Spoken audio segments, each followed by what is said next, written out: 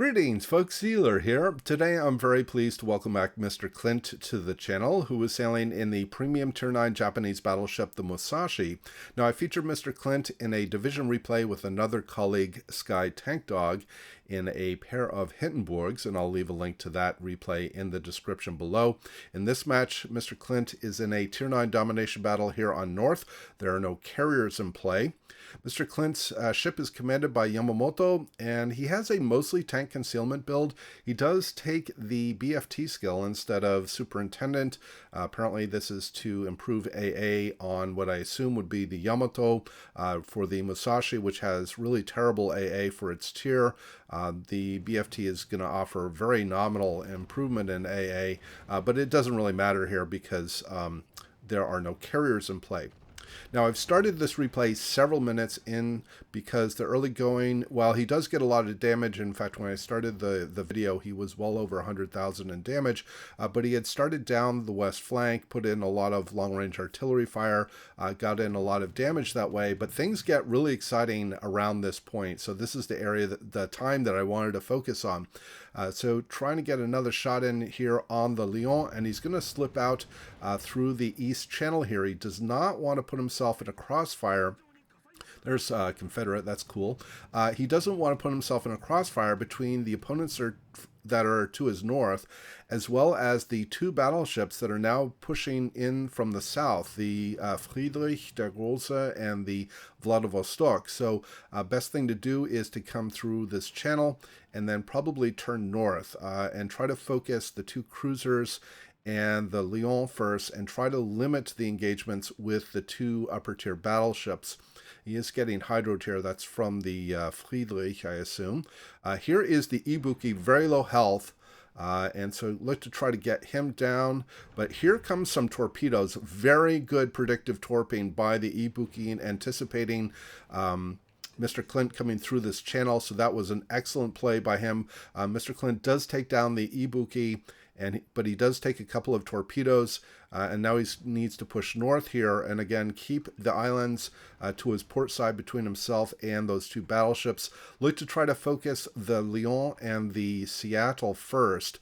Probably has a better chance at focusing them down first before trying to engage the two upper tier battleships. Now, this is a very common practice with a ship deficit like this. You want to try to limit your engagements one-on-one. Try to focus on a single opponent at a time, prevent other opponents from being able to fire on you simultaneously, so that you can try to maintain some sort of advantage in these engagements wherever possible. Here is the Lion. The Lion is, well, pretty much flat broadside, but obviously these 460 millimeter shells don't really care. There's a nice big chunk. Here comes the Seattle. The Seattle's not firing his guns. In fact, it kind of looks like he's making a charge for a ram here. I'm pretty sure that's the case because, again, he isn't firing his guns at all. Here comes ready. One more salvo out for the Lion. This should finish off the Lion. Salvo out. He finishes him off. Here comes the Seattle. Mr. Clint's going to swing his stern out and offer the kiss of death to the Seattle, earning himself Kraken Unleashed, Double Strike, Die Hard, and activating the second wind talent of Yamamoto, which kicks off a really needed heal. He does have a repair party charge just to come off cooldown as well. Unfortunately, Mr. Clint has now come into a crossfire between the Friedrich and the Monarch, which is moved into Charlie. Here comes a salvo from the Friedrich.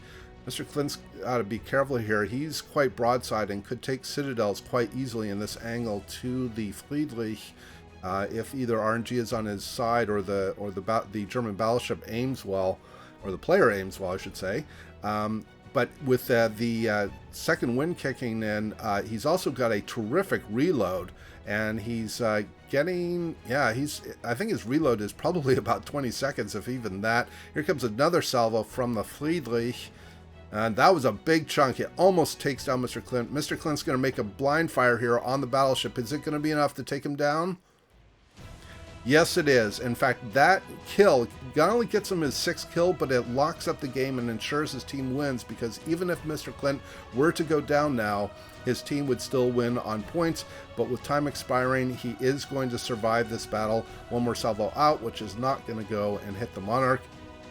So almost 270,000 in damage, 6 kills, 8 achievements, which I will not rattle off. You can read them yourself. A very impressive outing, 2,700, almost 2,800 base XP. So a very impressive come from behind win and a spectacular double strike and Kraken Unleash. That made it into my trailer video, which I just put out yesterday. So I hope everybody here did enjoy the replay and the commentary. Please do leave your comments below.